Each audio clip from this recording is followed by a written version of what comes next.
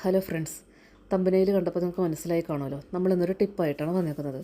നമ്മൾ പച്ചമുളകും ഇഞ്ചിയും എങ്ങനെ കുറേ ദിവസം കേടാകാതെ നമുക്ക് സൂക്ഷിക്കാമെന്നുള്ള വീഡിയോ ആയിട്ടാണ്. അപ്പോൾ അതിനായിട്ട് നമ്മൾ വാങ്ങിച്ച പച്ചമുളക് ഞാനിവിടെ ഇവിടെ ഇങ്ങനെ കൗണ്ടർ ടോപ്പിൽ ഇട്ടിട്ടുണ്ട്. ഇതൊരു മാസത്തോളമായിട്ടുണ്ട് ഈ പച്ചമുളക് ബോക്സിലിരിക്കുന്നത്. ഒട്ടും തന്നെ നാശമായിട്ടില്ല. അപ്പോൾ ഞാനതൊന്ന് ആദ്യം മാറ്റി വയ്ക്കുകയാണ്. പിന്നെ അതിൻ്റെ അടിയിലിരിക്കണ ആ ടിഷ്യൂ പേപ്പർ അതും ഞാൻ മാറ്റി പുതിയത് റീപ്ലേസ് ചെയ്യണം. കണ്ടോ? അപ്പോൾ നല്ല കട്ടിക്ക് തന്നെയാണ് കേട്ടോ ബേസിൽ നമ്മൾ ടിഷ്യൂ പേപ്പർ വിരിച്ച് കൊടുക്കുന്നത്. അത് കഴിഞ്ഞിട്ട് നമ്മൾ ഒട്ടും നനവുണ്ടാവാൻ പാടില്ല നമ്മുടെ പച്ചമുളകിന്. ചിലർ പച്ചമുളക് കഴുകിയിട്ട് ഉണക്കി ഇതുപോലെ സൂക്ഷിച്ച് വയ്ക്കും. ഞാനിവിടെ കഴുകുന്നൊന്നുമില്ല. കറി വയ്ക്കുന്ന സമയത്ത് കഴുകിയിടലാണ് പതിവ്.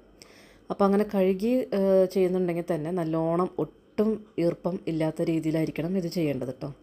ഞാനിപ്പോൾ നമ്മൾ ഫ്രിഡ്ജിൽ വെക്കുമ്പോൾ ചെറിയൊരു നനവുണ്ടാവുമല്ലോ. നമ്മൾ തലേദിവസം വാങ്ങിച്ച പച്ചമുളകാണ്. അപ്പോൾ ഒരു രാത്രി ഫ്രിഡ്ജിൽ ഇരുന്നതാണ്. അപ്പോൾ ചെറിയൊരു ഈർപ്പം ഉണ്ടാവും. അപ്പോൾ അത് കളയാൻ വേണ്ടിയിട്ടാണ് ഞാൻ കൗണ്ടർ ടോപ്പിൽ വെച്ച് അങ്ങനെ ഒന്ന് ടിഷ്യൂ വെച്ചിട്ടൊക്കെ നമുക്ക് വീർപ്പുണ്ടെങ്കിൽ ടിഷ്യൂ വെച്ച് ഒപ്പിയെടുക്കാം.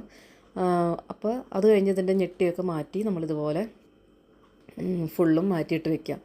പിന്നെ ഞാൻ അതിൻ്റെ മേലെ നമ്മുടെ പഴയ പച്ചമുളക് അങ്ങനെ ആദ്യം എടുത്ത് തീർക്കാൻ വേണ്ടിയിട്ട് അതിൻ്റെ മേലെ ഇട്ടിട്ട് ഇനി ഇതിൻ്റെ മേലെ നമ്മളിതുപോലെ തന്നെ കട്ടിക്ക് തന്നെ 2-3 ടിഷ്യൂ പേപ്പർ മടക്കി ഇതിൻ്റെ മേലേക്കും കട്ടിയിൽ തന്നെ വെക്കാം.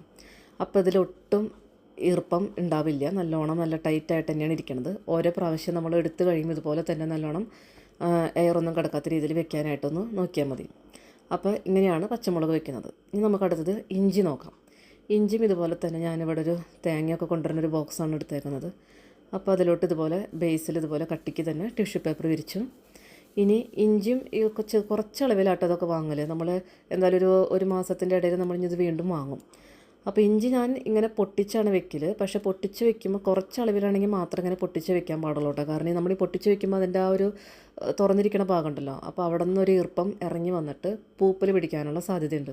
അപ്പോൾ നിങ്ങൾ ഒരുപാട് അളവിൽ ഇഞ്ചിയൊക്കെ അങ്ങനെ എടുത്ത് വെക്കുന്നുണ്ടെങ്കിൽ പൊട്ടിച്ച് വെക്കണ്ട. ഇതിപ്പോൾ നമുക്ക് പെട്ടെന്ന് കഴിയും. അപ്പോൾ ഇതും അതുപോലെ തന്നെ വെച്ച് അതിൻ്റെ മേലെ കട്ടിക്ക് ടിഷ്യൂ പേപ്പർ വെച്ച് അടച്ച് വെച്ചിട്ടുണ്ടെങ്കിൽ ഉണ്ടല്ലോ കുറേ ദിവസം നമുക്ക് അത്യാവശ്യം ഒരു മാസത്തിൻ്റെ മേലെയൊക്കെ എനിക്കിരിക്കാറുണ്ട്. അപ്പോൾ എല്ലാവരും ഇതുപോലെ ഒന്ന് ചെയ്ത് നോക്കാം. ഞാനിതുപോലെ മല്ലിയില കേടുകൂടാതെ സൂക്ഷിക്കുന്ന ഒരു വീഡിയോ ഇട്ടിരുന്നു. അപ്പോൾ അത് കണ്ടിട്ടില്ലെങ്കിൽ ഞാനിവിടെ ലിങ്ക് കൊടുക്കാം. അപ്പോൾ അതൊന്ന് കണ്ടു നോക്കാം. അപ്പോൾ അടുത്ത വീഡിയോ ആയിട്ട് കാണാം. ബൈ.